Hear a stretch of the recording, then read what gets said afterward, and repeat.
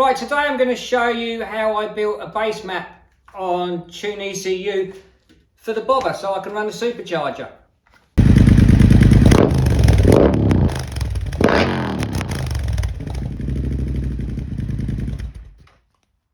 The reason you need to put another base map on it is because once you've got a supercharger on that's making boost, it's going to create a lot more cylinder pressure. So the timing definitely needs to be altered, otherwise it's going to cause detonation and a lot of damage. And also the fueling has to be changed to suit the bigger injectors and the different amount of airflow that's going through the engine.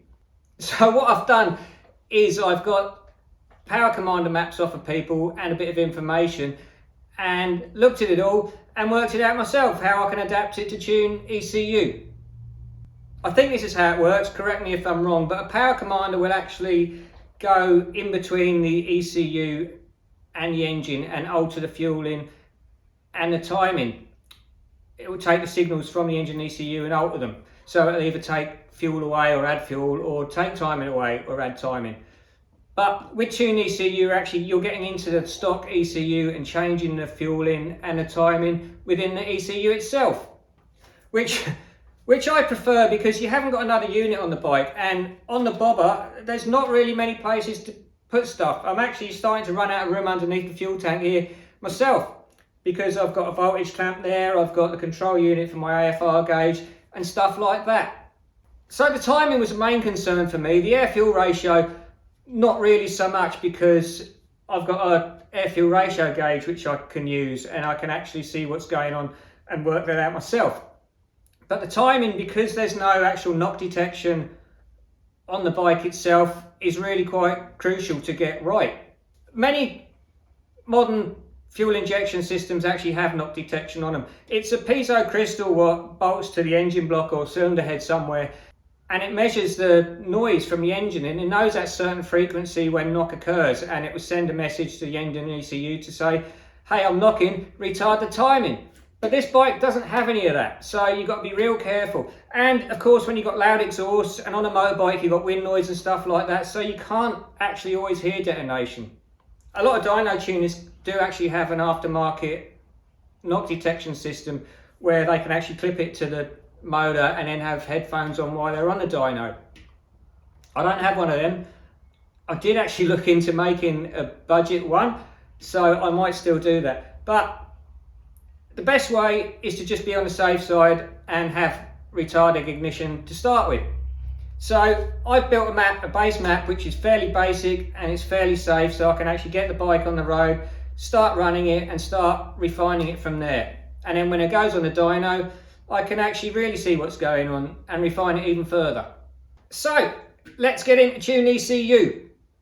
Right, so I'm in Tune ECU, and if you're not sure what this is, I have got a video all about this and how it works and what it does. So if you want to know that, go and look at that. But I'm assuming you know what this is, and I'll show you what I'm doing with it now.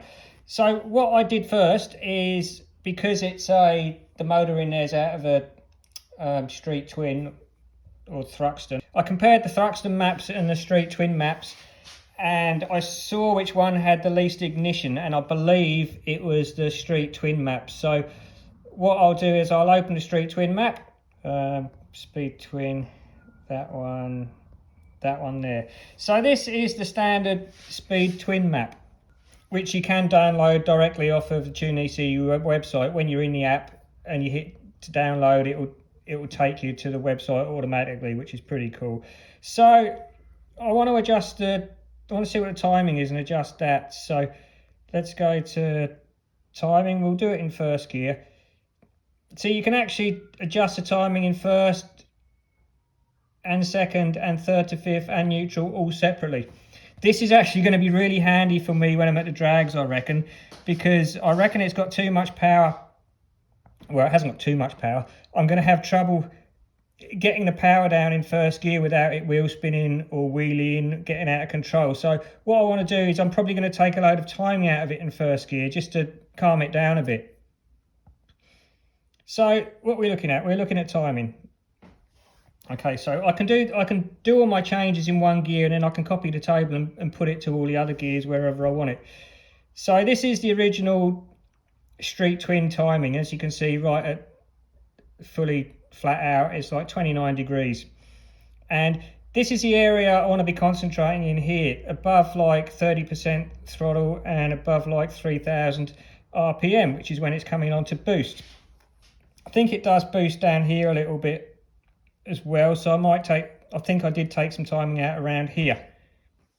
So this is the original timing map for the Street Twin, and what I want to do is I want to alter this. I want to take timing out of it where it boosts, so I'm not going to get detonation. So what I'm going to do is I'm going to have a look at the power commander map somebody sent me and see where the timing is taken out. That's actually the fueling map. I don't want that. So this is a map that somebody sent me for a power commander, and this with the same motor. So, and this is a timing which has been taken out. So really not very much at all at 6750 minus 5 degrees just before flat out, and then not so much when it is flat out. You can see here there's not much taken out. So what I've done is I took out quite a bit more than that, I think. So it's basically from 4250 to red line. It's been about 5 degrees has been taken out, let's say. Let's just do this rough for now, so you know just the concept of what's going on, and I'll refine it later. So, and what sort of throttle was this? This was at, this isn't the actual proper map, this is just a Word document or whatever it is.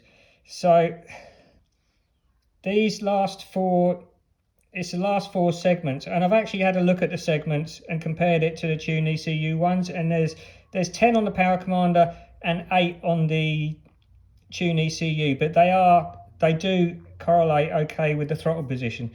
So what we're going to do is we're going to alter the last 8 columns, because it's 4 columns on the power commander. We're going to alter the last 8 columns on Tune ECU from 4000 onwards. So if we go to Tune ECU, into the timing table, hit table, hit modify, and what did I say, 4000 onwards. So let's be on the safe side, let's go 38. And what did I say, the last 8 segments, columns, 1, 2, 3, 4, 5, 6, 7, 8, which is 35% throttle, which is about right, I reckon. So we've selected all them cells there. So now what I'm going to do is I'm going to take 5 degrees of timing out of all of that. So I'll generally look at the highest number, which is a 29 there, and take that down to 24 degrees. But you'll also notice that this number here will change by 5 degrees as well. Everything will. So what did I say, 24? But I don't think that's quite enough to be on the safe side. So I'm going to go an extra couple of degrees and take this down to 22. And since I've done all this, I have spoke to TTS, who said 22 is a pretty good number.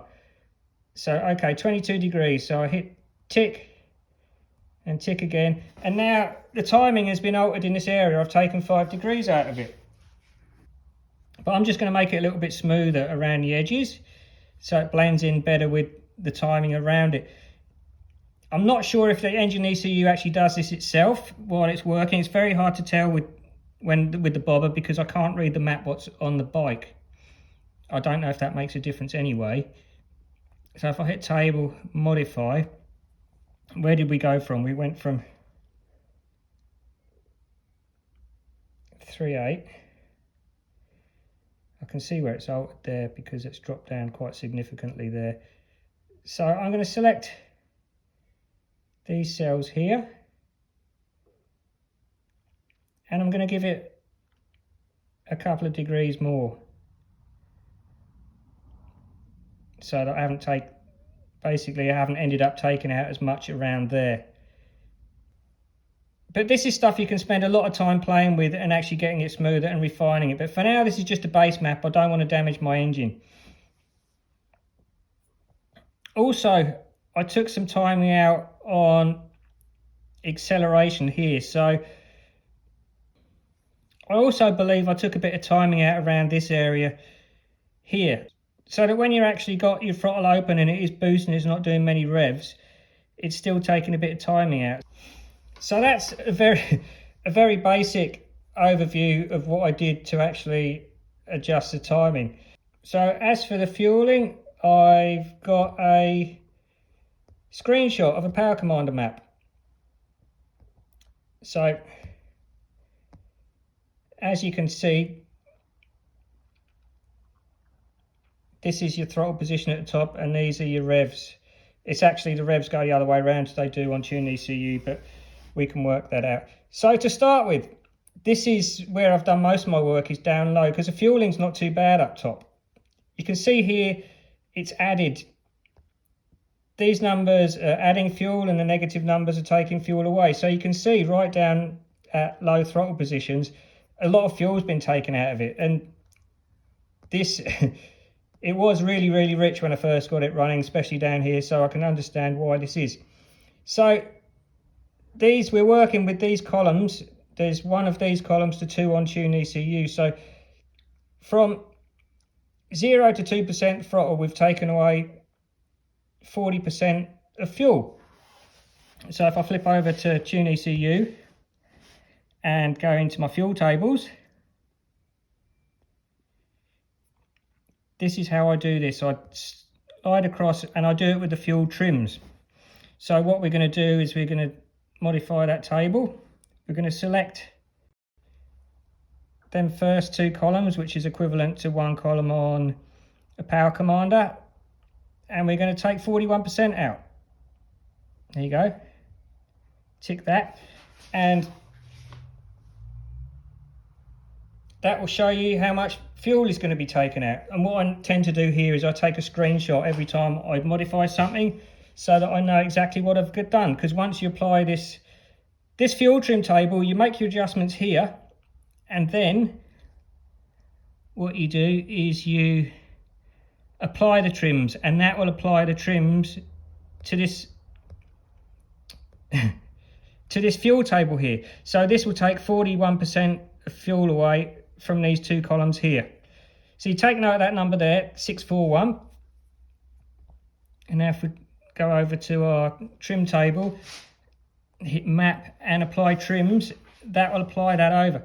This little section here where it says fuel trim global and there's a little checkbox, if you uncheck that box, you've got 2 fuel trim tables, 1 for each cylinder, just like you've got 2 fuel tables, 1 for each cylinder. So you can actually adjust the fuel trims on each cylinder separately. But if you actually tick that box, as you can see, I've only got 1 fuel trim table, and that will apply it globally. It will apply it to cylinder 1 and cylinder 2. So I'll do everything globally at this stage, because I haven't got 2 separate AFR gauges on it, so I can't read them individually. So now if I hit map, apply trims, and as you can see, that number on the fuel table has dropped quite dramatically, and I'd bet that that's 41%. So on the power command map, what I did is I went through and copied all of this. So in the next 2 columns, I altered it. I took 24% out, and then 23%, and so on. And then up here at the top end, I actually added fuel just like this. You can actually do this all at the same time. Like you can, so what have we got? 24 there. We can apply these trims all at the same time. We can try to. So what did we do? We took out 41% there. Let's say 40 for now. And then what we want to do, what we did this say? This was, I've got hit tick. Select the next load of cells. Taking 24 out there. Hit tick. And as you can see, it's going to apply them trims. We can keep going further. Like for instance, we can actually select all these cells here, which is where it's really going to be boosting from like 3,500 at 30% throttle. Let's go 40% throttle. We can actually add fuel. So like we can add 23% there, for instance. And now when we hit, if we hit apply trims, that will apply that to the fuel maps. So that's how you do that. I'm not going to apply this now because it's going to mess up that map. Oh no, let's do it because we can just save it as something else. So if I hit map, apply trims, now that's gone over to that map. So this is the stock speed twin map. So now if we save that under another name, we can actually save that as stock map with modified. Let's put modified wrong, so I know not to use it. And then save. So now it's just a case of flashing that map onto the bike. The other thing was I had to alter the air fuel ratio map as well. So let's go to AFR. That's the standard air fuel ratio map, and as you can see, it's fairly lean down in this area. It's not too bad here. But for a boosted application, especially around here, that's way too lean. So this needs altering as well. So what I did was I got information off of somebody of what the air fuel ratio target should be, and I built a very basic map for it. See, this is still something which I need to, what am I doing here? AFR. So this is still something that I need to refine and work out a little bit better, but this is very basic. So above 3,000 RPM, which is when it's got its torque and it's boosting, it needs to be about 12.2, and then it can be a little bit leaner down further here, and then on over sort of 40% throttle, it needs to be fairly rich as well. So I'm not exactly sure how this works, but I think you have your AFR targets and then you can adjust everything to try and get it a bit closer to this on the fueling. I'm not sure how well the two work together. So this is something I'm actually playing about with and trying to find out for myself. Like I've said before, Tune ECU world is very secret squirrel, so it's hard to find this information out. I have noticed though that when I'm sort of at the lower RPM range, around sort of just above 2,000 here, that it is very rich on full throttle, and that makes sense because it was about 11.5. So I might change that. I might lean that down a little bit there. I'll get a little bit more power out there. But this is what I need to do now. I need to actually refine this map a bit more along with the fueling and get that spot on. But this is a very basic AFR map just to get me started. I hope that all made sense. So now once that map's on my bike, what I've been doing is I've been riding with and keeping an eye on the boost gauge, the RPM and the AFR gauge. And it's quite difficult to see this while you're riding. So basically I've just been looking at the AFR gauge because that's the most important. If that runs lean when it's under boost, I don't want to carry on opening the throttle. But I've had my action camera pointed at all the gauges, so it's recording everything I do. Then I can come back and watch the video on my computer and freeze frame it and scroll through frames to actually, and then I can see the RPM, I can see the boost, and I can see the air fuel ratio. So this tells me what RPM range I need to change the air fuel ratio in. The only thing I do have to sort of remember is how much load I was giving the throttle in them situations. I can actually run the data logger on Tune ECU to see how much throttle I was giving it, and then sort of correlate the data log to the video like that. And it does work quite well. I can get it quite accurate to see where I need to modify the table. So this is what I've been doing. It's quite a slow sort of process and tedious, but it is quite good fun as well. It is just a case of riding and taking data and altering it. And also with a bike like this with no knock detection, it's a very, very good idea to listen for abnormal noises and feel the bike. I've got a lot of experience with cars which have been knocking and detonating, so I sort of know what I'm looking out for. And this is a pretty safe map. What I also do is I actually take spark plugs out and read them. You can actually, if it's got way too much ignition, you can see that the spark plugs have been nibbled. And you can also tell sort of what the mixture's like by looking at the plugs. This isn't so easy all of the time because the plugs can get very dirty from it being rich, and it's difficult to get that dirt and carbon off. So really, to read spark plugs properly, you have to put a new set in every time or find some way of cleaning them really well. But for what I'm doing here, it works pretty well. I'm mainly keeping an eye on making sure it's not detonating at the moment. I hope that was all understandable and not confusing. That's how I built the base map to run the supercharger. So now I'm just refining it all the time and making it run sweet. I've spent most of my time working on it in the lower RPM ranges rather than when it's actually on boost and full throttle. That full throttle is fairly easy to map and maximum power. But it's the drivability in between that which takes a little bit more time.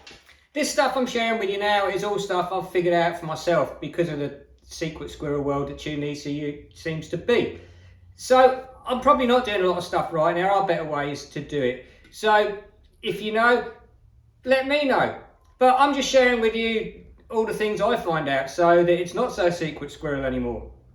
Don't forget to like this video and comment because that really helps me out as well, and I do get back to you. And subscribe if you haven't subscribed. And have a great day.